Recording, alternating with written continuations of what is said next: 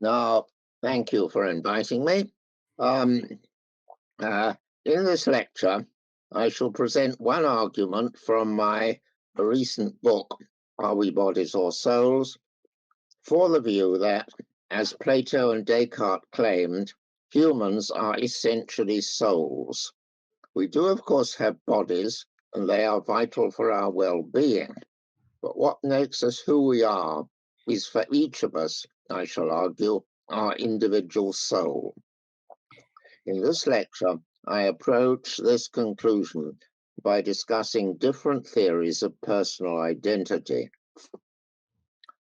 A theory of personal identity is a theory of what makes one person, P2, at a later time, T2, the same person as a person, P1, at an earlier time, T1.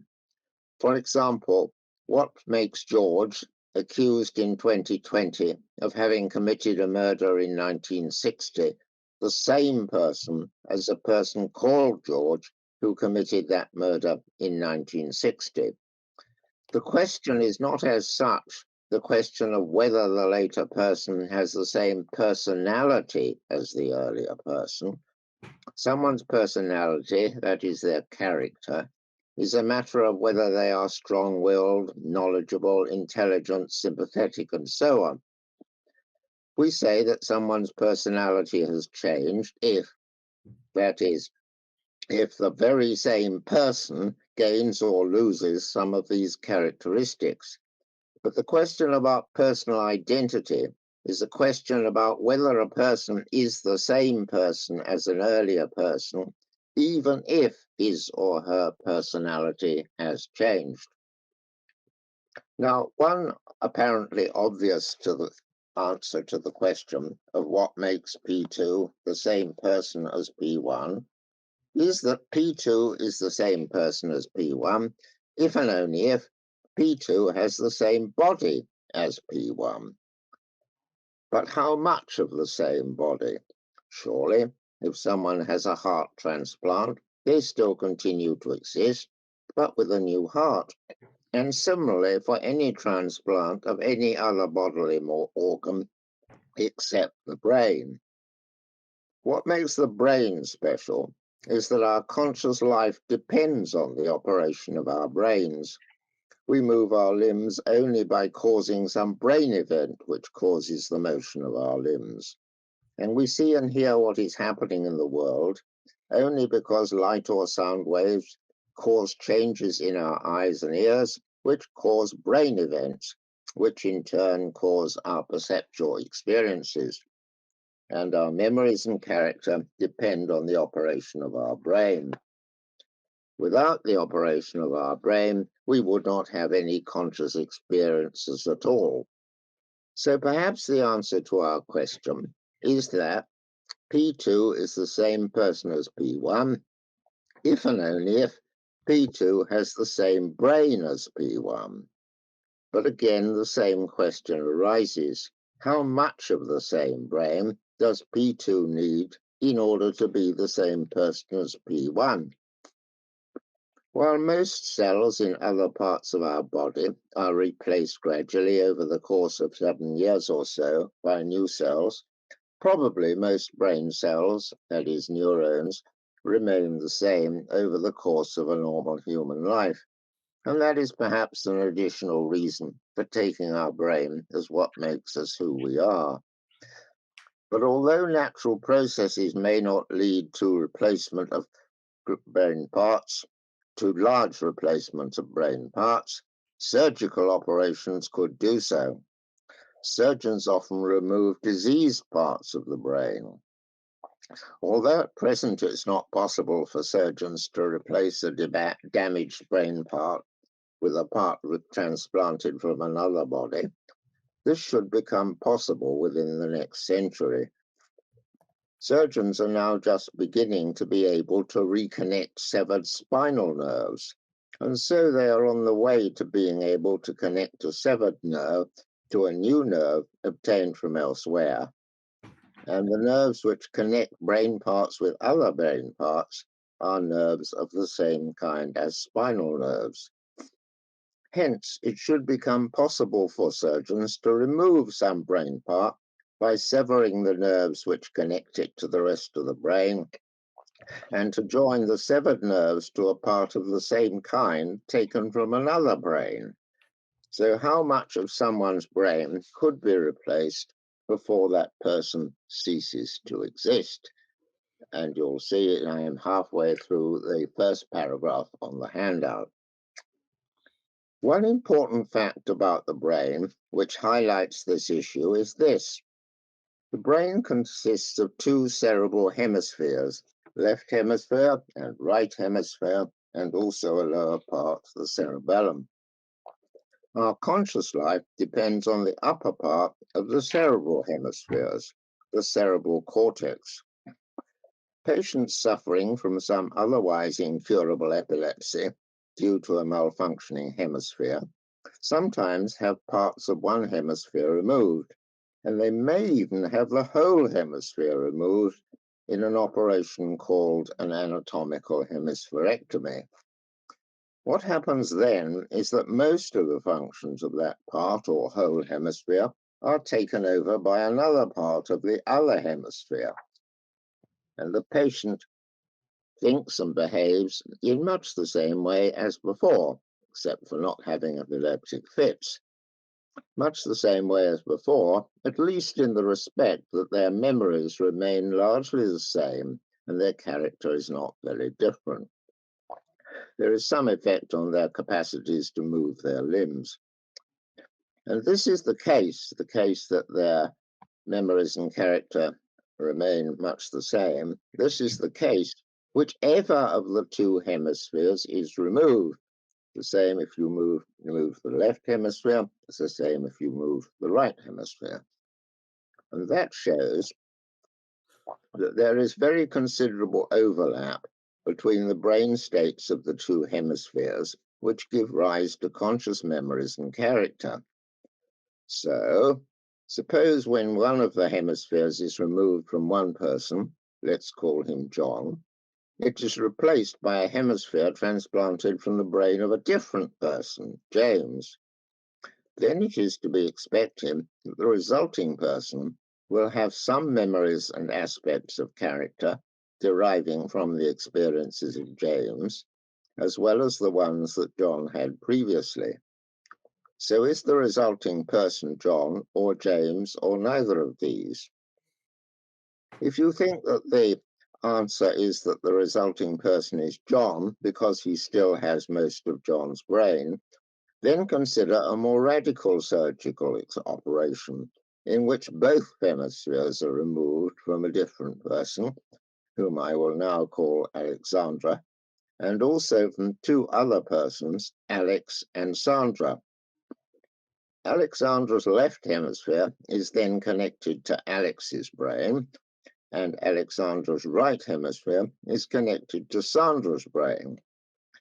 Then both of the two subsequent persons would have equal claims to be Alexandra, and there would seem to be no possible subsequent experiment which could show which, if either, of Alexandra, Alex, or Sandra was still alive. The theories of personal identity prevalent in the English-speaking world of the last few centuries have been of three kinds: physical theories, or mental or psychological theories, or mixed theories, physical, mental, or mixed. A physical theory analyzes P2 being the same person as P1 in terms of having all or some of the same body or same brain as P1. A mental theory analyzes P2 being the same person as P1 in terms of P2 having many largely true memories of the actions of P1 and a similar character to P1. These memories and character being causally dependent on those of P1. A mixed theory contains elements of both physical and mental theories. Faced with the difficulties which I have described, any physical theory has to tell us how much of the body or brain of P1 P2 needs to have in order to have P1's body or brain. A mental theory needs to tell us how many of the memories of P1's experiences P2 needs to have, and how similar to P1 P2's character needs to be in order to be P1. I'm sorry, the previous sentence I misread. Any physical theory has to tell us how much of the body or brain of P1 P2 needs to have in order to be P1. A mental theory needs to tell us how many of the memories of P1's experiences P2 needs to have, and how similar to P1 P2's character needs to be in order to be P2. And a mental P1 and a mixed theory needs to tell us what combination of brain parts and memories would make P2 identical to P1. All of these theories are what are known as complex theories, in that P2 being the same person as P1 is to be analyzed in terms of a certain degree of continuity of one or more separate features of P2 with those of P1. P2's brain is continuous with the brain of P1 to the degree to which any replacement of parts of P1's brain is gradual, and P2's memory and character are continuous with those of P1 to the degree to which any loss of memory is gradual, being gradually replaced by new memories of more recent experiences. For example, a detailed brain theory of personal identity might have a continuity requirement as follows. It might say P1 is the same as P2 if and only if, over any period of 5 years separating them, no more than 10% of P1's brain has been replaced by a part taken from the brain of some other person. So it would follow that P1 would be the same person as P2 if after 5 years only 9% of P1's brain has been replaced, but not if 11% of P1's brain has been replaced. A detailed mental theory would need to specify whether there needs to be a chain of intermediate persons between P1 and P2, such that there is one person P1 star at a time T1 star, immediately after T1, whose memories and character are almost the same as those of P1, and then another person, P1 star star at T1 star star, whose memories and character are almost the same as those of P1 star, and so on until we get to P2. Or it may allow gaps in the chain.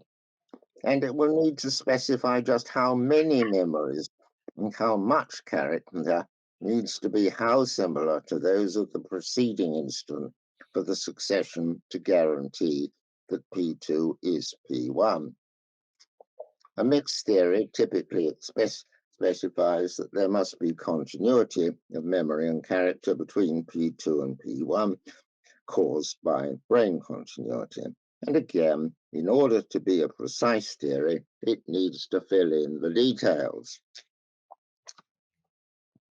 All such complex theories are open to a very obvious objection. They are arbitrary. It seems highly arbitrary to suppose that P2 is the same as P1, only if more than 10% of P1's brain has been replaced over 5 years, but not P1 if more than 10% has been replaced. The same objection will go for any other brain theory which contains different numbers. And a similar objection applies to mental and mixed theories. It seems highly arbitrary to suppose P2 is the same as P1, only if he can remember at least 5% of P1's experiences after 5 years. But no conceivable experiment could show which of such theories was correct. All that an experiment could show is that P2 had such and such brain matter and had such and such memories and character. But the issue is whether the person who did have such and such brain matter and such memories and character is P1. And there seems to be not the slightest reason for preferring any one detailed theory, which some philosopher might offer, over a slightly different one. But which is the right theory is a very important matter, which will rightly influence human decisions. Consider the case of a patient who has a serious brain disease, which can only be cured not merely by removing a certain part of the brain, but by replacing it with a part obtained from another brain. Before the patient agrees to undergo the operation, the patient will need to know whether they are likely to survive the operation. A neuroscientist might be able to tell the patient whether the operation is likely to be successful in the sense that after the operation there will be a living conscious person. And the neuroscientist might be able to tell the person how much of their past memory the subsequent person will have, and perhaps whether the subsequent person will have a similar character to the present patient. But unless he or she has access to a true philosophical theory of personal identity, the neuroscientist will not be able to tell the patient whether they will survive the operation. Many of such complex theories are open to a second objection, the more than one candidate objection. I mentioned earlier the possibility of an operation in which both hemispheres are removed from one person, Alexandra, and also from two other persons, Alex and Sandra. Alexandra's left hemisphere is then connected to Alex's brain, and Alexandra's right hemisphere is connected to Sandra's brain. Then, on a theory that claims that in order to be P1, a subsequent person needs only to have 10% of P1's brain and to be able to remember 5% of the past experiences of P1, then both of the subsequent persons would be Alexandra. But that is not possible, since they now have quite independent lives and think quite different thoughts from each other. It is because of the continuity of between persons who have less and less of the brain matter of some person P1 and less of the memories and character of P2, that's about P1, that most of those who advocate complex theories of personal identity nowadays have moved to a theory of personal identity which reflects that continuity. And this is a theory of partial identity. The word partial identity to describe these theories is mine, but that is in effect their nature. The claim is that the less and less of P1's brain matter and or memories and character a subsequent person has, and the less and less gradual is the process by which the change occurred, the less is the identity of the subsequent person P2 with P1. Among recent eminent philosophers who have advocated such a theory are Robert Nozick, David Lewis, and Derek Parfit. Nozick described later persons who evolved causally from earlier persons as being their, quote, continuous, continueurs. Lewis wrote of personal identity as a matter of degree of a relation of continuity, which he calls the R relation. Derek Parfit, Reasons and Persons, wrote of later persons being to different degrees, open quote, survivors of the earlier person. For all these writers, the facts which a theory of personal identity needs to describe is the extent of such continuity, which is in effect the partial identity of a person with an earlier person. According to these philosophers, to call a future person really identical with a past person is to use an imprecise ordinary language term to describe the case where some person has a very great degree, perhaps the maximum degree, of continuity with a past person. Advocates of these theories point out that the identity of a later inanimate physical object with an earlier one is a matter of degree. A later table is naturally described as being partly the same as an earlier table if it is made of only some of the parts of the earlier table. For example, if it has all the legs of the earlier table, but a different tabletop. The facts in virtue of which we might say that a later table is totally the same, partly the same, or hardly the same, are the degree of continuity of its parts with those of the earlier table. It has greater continuity with the earlier table if it has most of the parts of the earlier table, and so we may say it's more identical to the earlier table than it would be if it had only a few parts of the earlier table. So why should we not say the same about persons, perhaps taking into account the continuity of their memories and character as well as of their brain matter? There is, however, an enormous difference between inanimate things such as tables, in that the earlier person being identical with a later person entails that the earlier person is going to experience the experiences of the later person. Inanimate things do not have experiences, and so their identity can rightly be analyzed in terms of the continuity of their parts. But if personal identity is ultimately a matter of degree of continuity between successive persons, it needs to give an account in terms of continuity of why and when a person has reason to fear the bad experiences and to hope for the good experiences of any person who is a close continuer or survivor. Presumably, such a theory must say that a person has more reason to fear or hope for the experiences of a future person to the extent to which that future person is a close continuer of themselves and not a less close one. But that leads to what I regard as a conclusive objection to any such partial identity theory. While only some of the complex theories which I discussed earlier, which entail that any future person either definitely is or definitely is not identical to the earlier person, only such of those earlier theories only some of them are open to the more than one candidate objection. All partial identities are open to a form of this objection. On any theory on which continuing to exist is a matter of degree, it is always possible for P1 to have more than one continua, or whatever, although one of them may be a closer continua than another.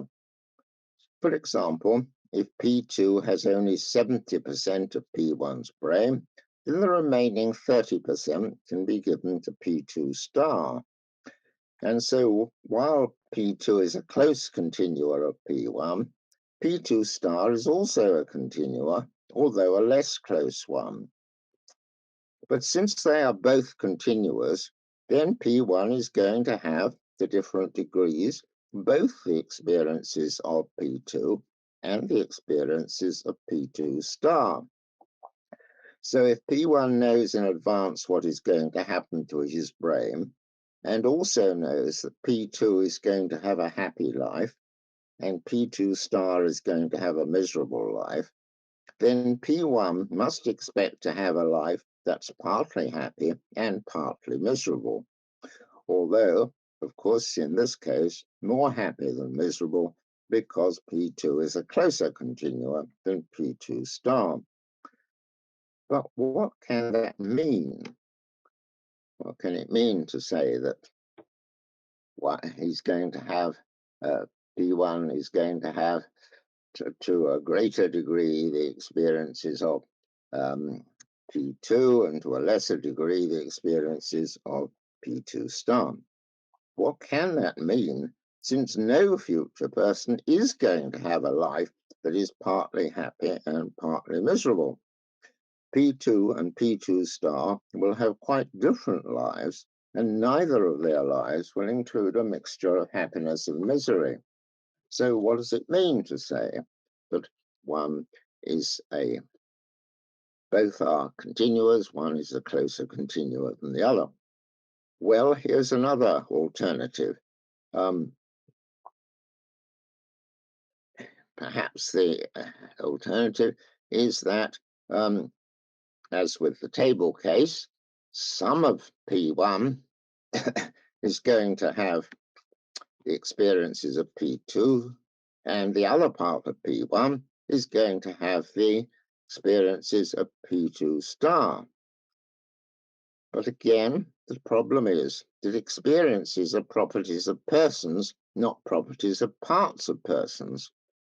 While part of my brain may be the cause of me having a sound, hearing a sound, and part of my brain may be the cause of me feeling pain, it is I, one person, who co-experience both the sound and the pain. It cannot be that one part of me looks forward with pleasure to P2's experiences, and a different part of me looks forward with fear to P2 star's experiences. So the partial identity of both P2 and P2 star with P1 cannot consist in P2 being identical with one part of P1 and P2 star being identical with a different part of P1. For these two reasons, it seems impossible to make sense of the notion of a future person being partly identical to an earlier person. Degree of continuity of brain or memories cannot be what personal identity consists in. Neither of those ways of spelling out this notion seem to make any sense.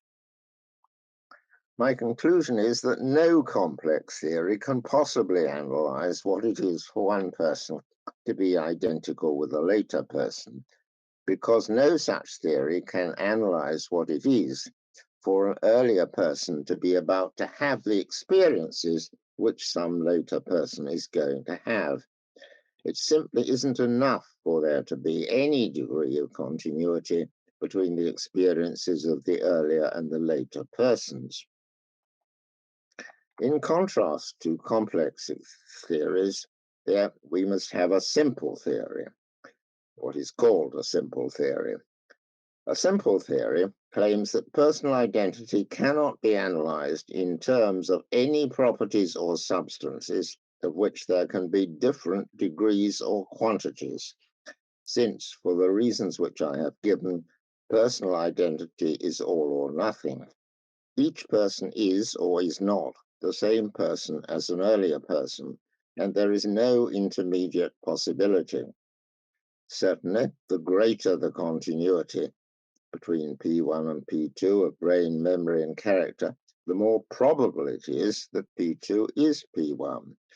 But this continuity is only probabilistic evidence of personal identity, and personal identity is something different from the continuity which is evidence of it.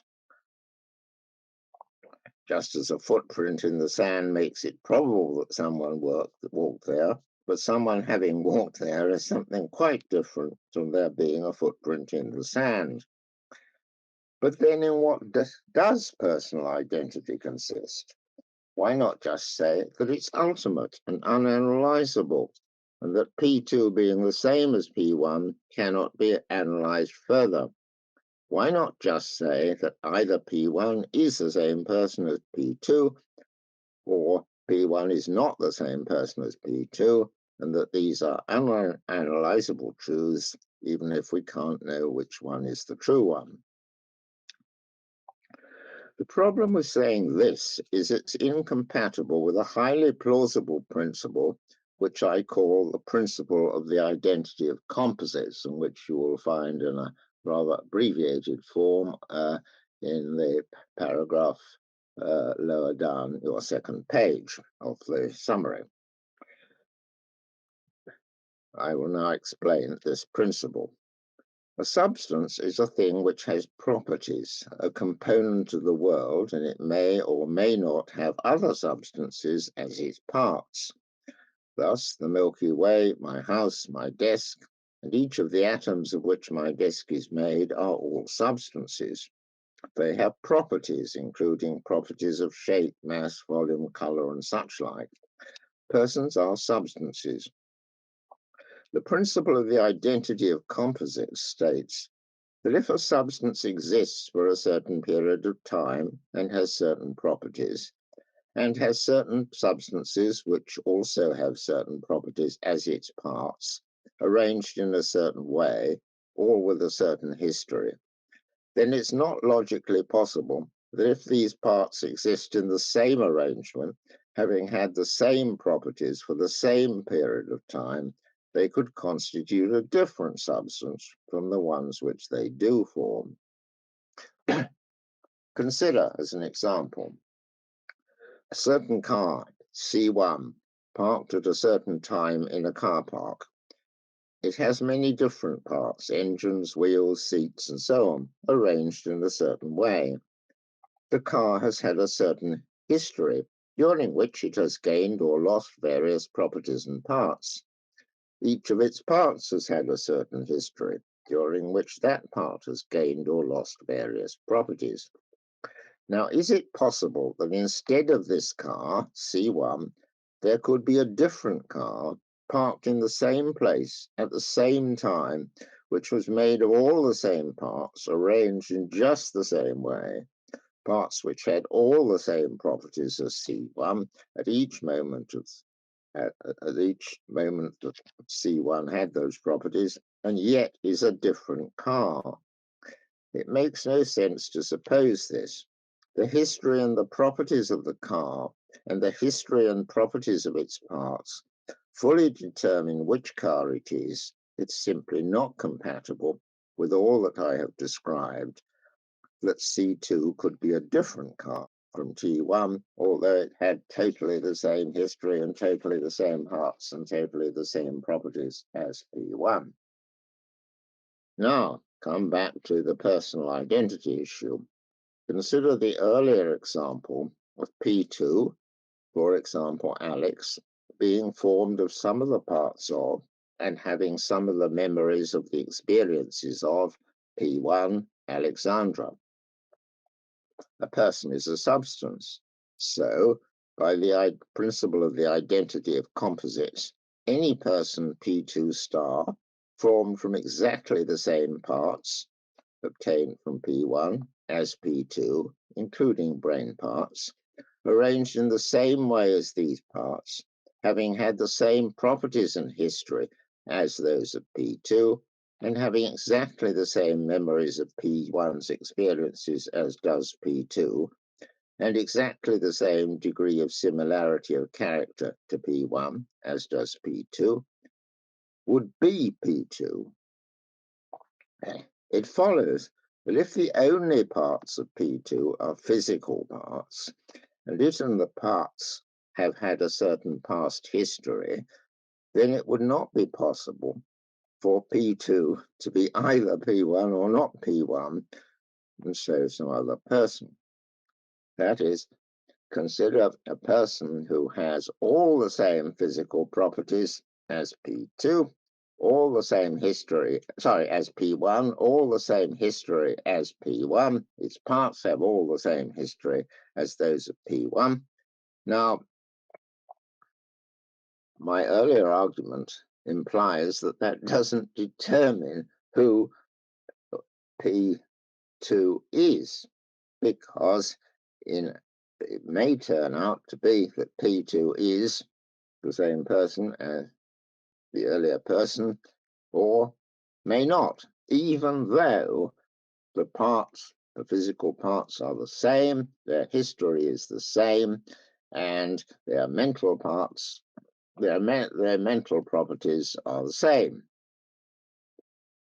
So it must be that P2 has another property, another feature, which makes it to be the same as P1 or not the same as P1.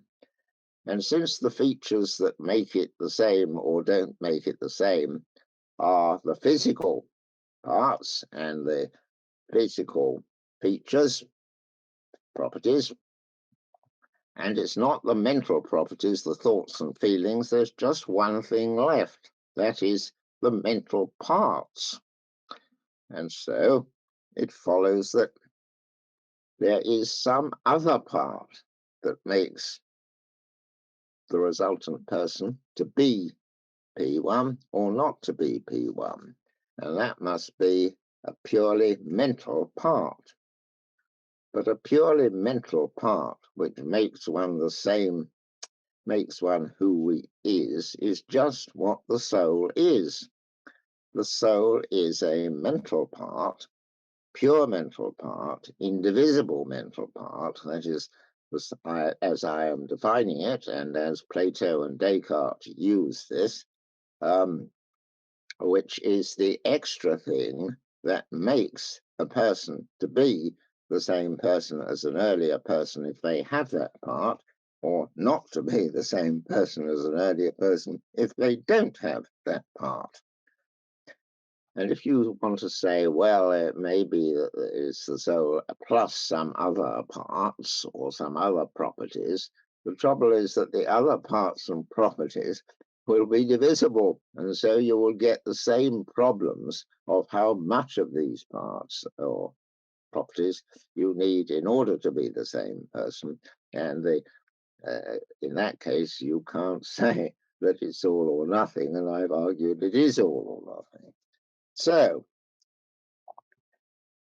what makes me me is that I have a certain soul, and what will make a future person me will be that that person has that soul. There has to be something that makes the difference. It's not the physical or mental properties, and it's not the physical substances, the bits out of which my body and brain are made. So it must be something else, and that something else must be indivisible, otherwise you get the same problems as I've mentioned before. Now, of course, normally I want to say, no doubt when there are no large brain transplants or somebody doesn't suffer from acute amnesia, the soul goes where with the rest of the brain goes. But when there are real problems about the continuity of brain or continuity of memories, we don't know where the soul goes. We don't know which subsequent person is or is not the same person. And so I wish to argue that what makes them the same person is the same soul. We can't always know whether it's the same soul or not, but having a soul is necessary for being a person. Otherwise, for being a particular person, otherwise there would be no difference between one of the successors of Alexandra or the other one, but clearly there is. And that is made by the soul. So a soul is necessary for the existence of a particular person, and that is what I have argued, that is what makes us who we are. Of course, we have bodies on Earth, and they're very useful because without a body, we can't contact other people. They are the vehicle through which we interact with people. But being us is not a matter of having such contacts. It's a matter of what has the contacts. And that must be a mental substance that makes us who we are. So that is my argument for the conclusion. Humans consist of two parts, of which the soul is what the essential one that makes us who we are. Thank you for listening. I am now open to questions and, of course, objections. Thank you, Professor Swinburne. Very delicate and argument, and your explanation of it was so clear. I think everybody understood it very clearly, and we'll start with our first question. Professor Azadagan, you're Just a minute. I can't hear you very well. Can you turn up your volume? sure. Right now we have our first question from Professor Azadagan. That's better. Yes, just as loud as you can, I'm afraid, Okay. Sure. because I can't turn up the microphone for some reason. Okay. Hello, Richard. How are you? Nice to hear you Hello. again. Hello. And thank you very much for your great talk. My question is about the Kripke's intuition about, for example, Aristotle, who can. I'm sorry. I'm having a problem about. I can only just hear you now. Okay. Let's see what we can do about this. I'm going to press one button, which may make a difference, or it may turn it off. Okay, you can hear me now? No. Okay, oh dear, sorry. wait a moment. I've now turned something off. Sorry that. Is it How better do I now? get it back again? Error. Okay. I've got your Is it okay picture now? back, but I do need to hear you louder. Yeah. Sorry. Maybe my fault.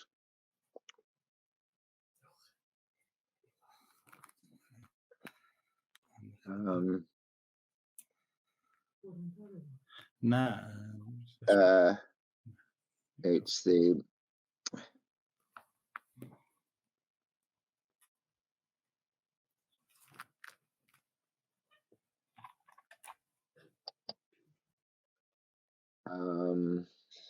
Richard, do you have our voice right now?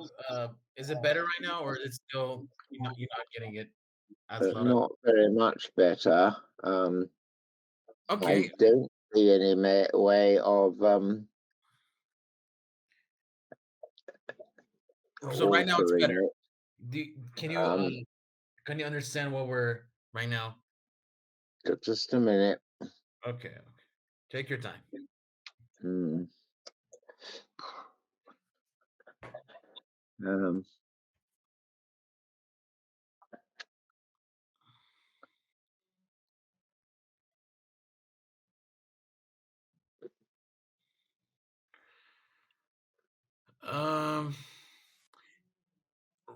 Richard, if your microphone is not working, or right now, how is my voice right now? How you're receiving It's my voice? okay. Just speak well, it's still quiet, but I can hear it. So just speak fairly slowly, and that should be all right. Okay, we'll go with the questions. If the voice is not good for you and you have problems, we'll just ask our to type it for you.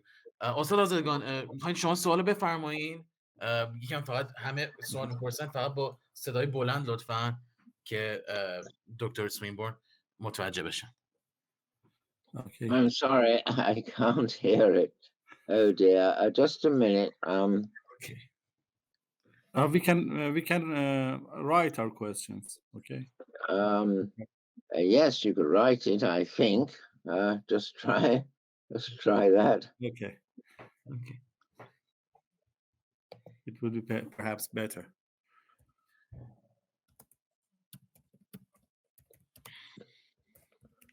I don't know how you'll get this, but let's see. There's a chat function, I suppose.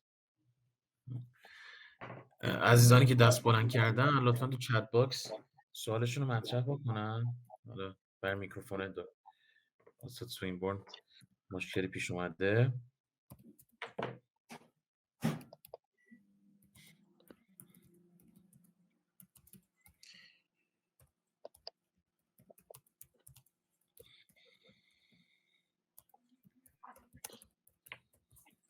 Oh, wait a minute. You can start answering the questions. Yes, I can read it. Just a moment. Yeah. Okay, you can hear us now or not?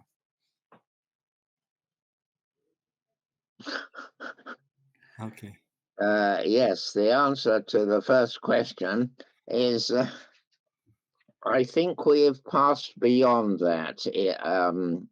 I like to think that the majority just of analytic philosophers agree that at any rate, particular sensations are different from the causes of those sensations in the brain. It seems so obvious to me that it doesn't even need an argument to show that, and I hope it doesn't need an argument to show that to you, because, well, you will know for example, the knowledge argument. Someone born blind can know everything that's going on in someone's brain, but they can't know what they're feeling or what their sensations are like. And this is because we have privileged access to our own sensations, in the sense that whatever knowledge someone else can have by looking at our brains and what we feel, we can look at our brains and know what and infer from that what we are feeling, but we know very much better than our brains can tell us what we are feeling. And what goes for sensations goes also for our current thoughts. It goes also for our intentions and for our beliefs and desires. And so, if someone can't see that, then it's very difficult to know what would be an argument. It's so obvious. So I'm going to start from there, I'm afraid, and I think the majority of analytic philosophers are moving in that direction. So, wait a moment. There's an awful lot of questions there on the sheet.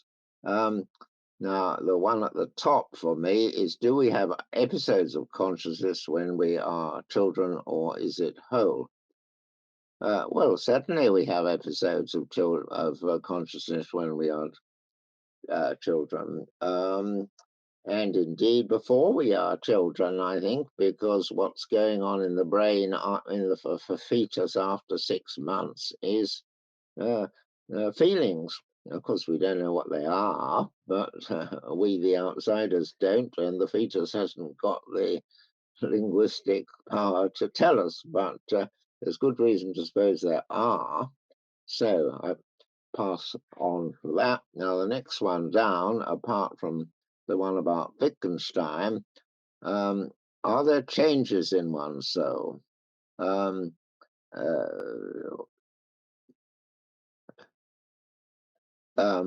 Well, not in its nature, it's one's soul, but I think it can have different thought. I mean, I haven't argued for this, but it seems once you've got the fact of the soul, and that is the mental thing, it's reasonable to suppose that the mental events in us, our thoughts and feelings, beliefs and so on, belong to the soul, and that they are caused by, and in turn cause, events in the brain, possibly deterministically, possibly not. But you say, how do you explain the soul-body interaction? Well, I don't explain it, it's ultimate. And I don't apologize for that, because in the end, every causal interaction reduces to an inexplicable causal interaction. Suppose I ask, one billiard ball hits another billiard ball, and that leads to a transfer of momentum from the one to the other. So, what causes the transfer of momentum? Well, it's just a basic fact. And clearly that must be so, because if the explanation of A causing B is that A causes C and C causes B, we've got to end somewhere. And one of the basic interactions is goings on in the brain cause goings on in the soul. And that's just how it is. And if that doesn't fit into the scientific picture, there's something wrong with the scientific picture, because quite obviously, goings on in the brain do make a difference to our mental events, even if there's no more ultimate explanation of why they do. That's my answer to that. Then Ibrahim. Kripke's intuition about Aristotle, who can be a shepherd in who could have been a shepherd in Greece with a completely different history. Yes, he could. Why is that a problem? I don't see any problem about that. He might have been had a different education at birth, and that's how it is. But he didn't. Parser, what is my theory for identity between souls? Well, so the identity of a soul is something ultimate. It's not. Souls don't consist of parts, so it can't consist of a relation between parts. It's ultimate. Some souls just are different from each other. That is to say, they have thisness, something that makes them who they are, although they may have all the same properties as each other. And there's nothing special about souls in this respect, because this is a serious question in fundamental physics. What makes an electron this electron rather than a different electron? And this is a contested matter. I mean, on one view, any electron which has exactly the same properties, exactly the same location and history, just is the same as one which has the same identity and history. And other theorists say, no, it isn't. There's something special to an electron which makes it that electron. Or, if you like, take the example of a symmetrical universe. A symmetrical universe in which everything that happens on one side of it is qualitatively identical to everything that happens on the other side of it. So what's the difference between a stone on one side and a stone on the other? Each of these stones is 2 meters from another similar stone and so on, and 2 meters from its own, and yet there's a difference. This was brought to light. The famous philosophical example was just of a universe consisting of 2 iron balls. They're 2 meters apart.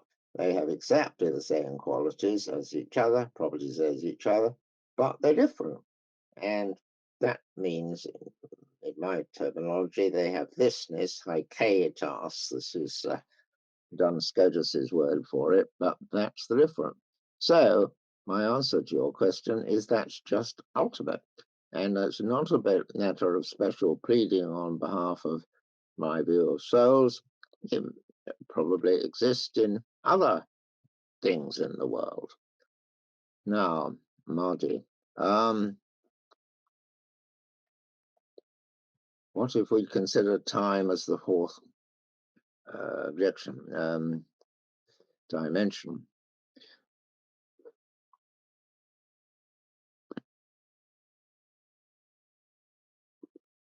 Well, suppose we do.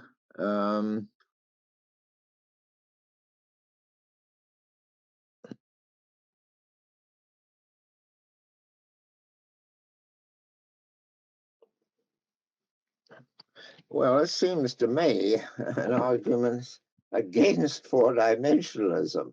I am who I am, whatever happens to me subsequently.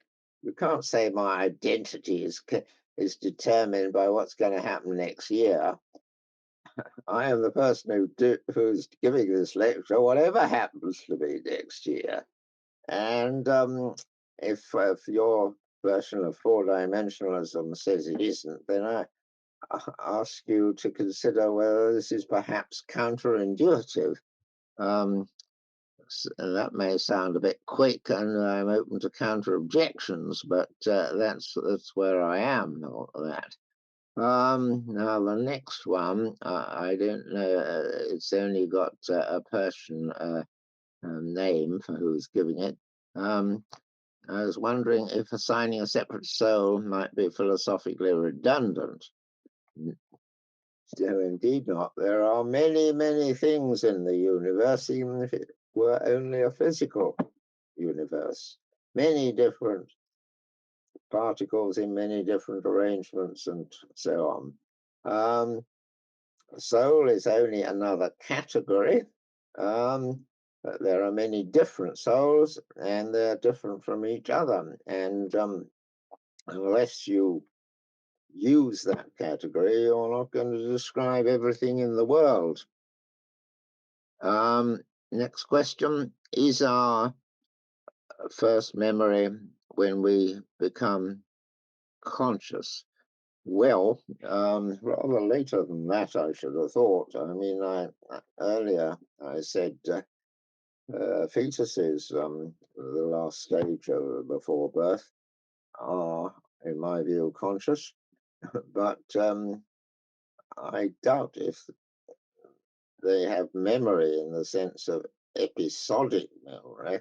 That is to say, I don't think they can remember that they had such and such an experience.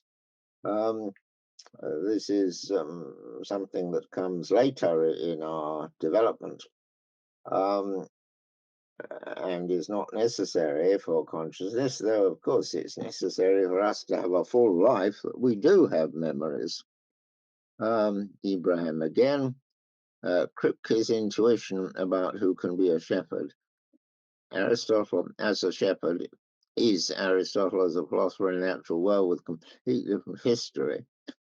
But it seems that for you, they are not the same. No, on the contrary, they are the same person. Aristotle's identity is constituted by Aristotle's soul. And that goes under normal circumstances with Aristotle's growing body.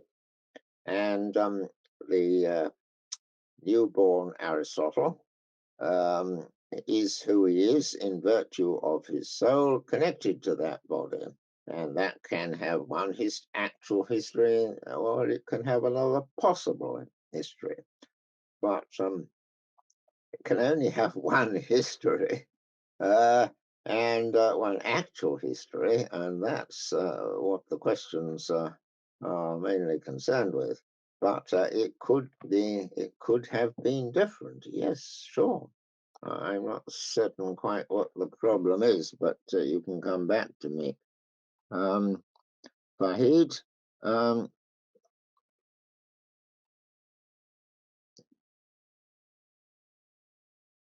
well, my whole argument was directed against relativist views of personal identity, including Parfit's, among other things. I didn't mention the word connectedness. That was just a somewhat complex. Parfit said it's a matter of continuity and connectedness. And if you take the case of, and that applies to the Parfit says that our identity is a matter of our mental life being dependent on the same brain, or on a brain which is continuous with the earlier brain and therefore produces continuous memories and character, and also connected. And what he means by that is that the later one must be quite like the earlier one, not merely continuous with it, I mean, something can be continuous with something else. The end product can be totally different from the starting product. But Parfit introduced this, well, I should call it just a version of continuity. But exactly the same problems arise. I mean, how much connectedness do you constitutes identity? And that's why Parfit went over to started from the partial identity theory, which he called being survivors of. But this is just what I'm objecting to, that this can the moment you have this notion of partial identity, then two persons can be partially identical with an original person. I don't think Parfit would object to that consequence being drawn, but it certainly follows, though one might be more similar, continuous than the other one. And once you get that, you've got to explain what constitutes that, what it is for someone to be 70% same as the earlier person, a different person to be 30% the same. And I expounded two different ways in which you might spell that out. The first was that the earlier person has a mixture of experiences, which 70% are of the one sort and 30% of the other sort. But the objection was, when you get to the later time, there is no person who has just that mixture. There's just someone who has all the bad experiences and someone who has all the good experiences. Or you might try and spell it out in terms of the later person is partly the same as the earlier person if it has part of the earlier person. And so you spell out the earlier person being the same as the later person in terms of a part of the earlier person being the same as the later person. But we're concerned with persons who have experiences, and the person at the earlier time who has experiences is one person. It's not the case that part of that person has one experience, part of another. There's just one person who has the experiences. So personal identity cannot consist in a part of me having one future and a different part of me having a different future, because there's only one me. Down to Marine, in your opinion, is consciousness an immortal energy?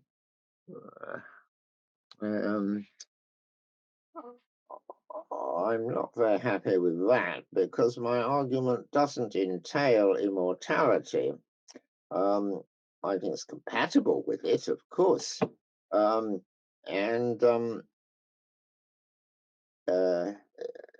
when we die, our bodies can be put in the crematorium. I know that many religious traditions, including my own, are a bit worried about that and would prefer to bury. But clearly some bodies are utterly destroyed, either by a fire, which occurred by accident, or by deliberate cremation. They are turned to energy.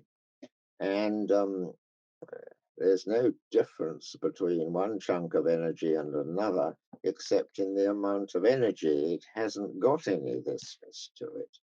So if physicalism was right, it wouldn't be possible for us to survive death.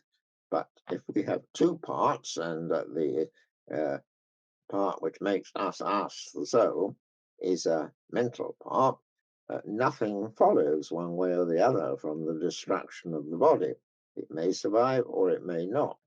I do happen to hold the Christian view that it does survive, but it needs further argument. But it's certainly compatible with the Christian and Islamic view that it survives. So I haven't argued for anything immortal. but it's certainly compatible with it. Is it right? The properties of yes, it is to parser. In my view, the properties of a soul are irrelevant to its identity. Yes. Oh, and then I've already answered the last one. Any more questions?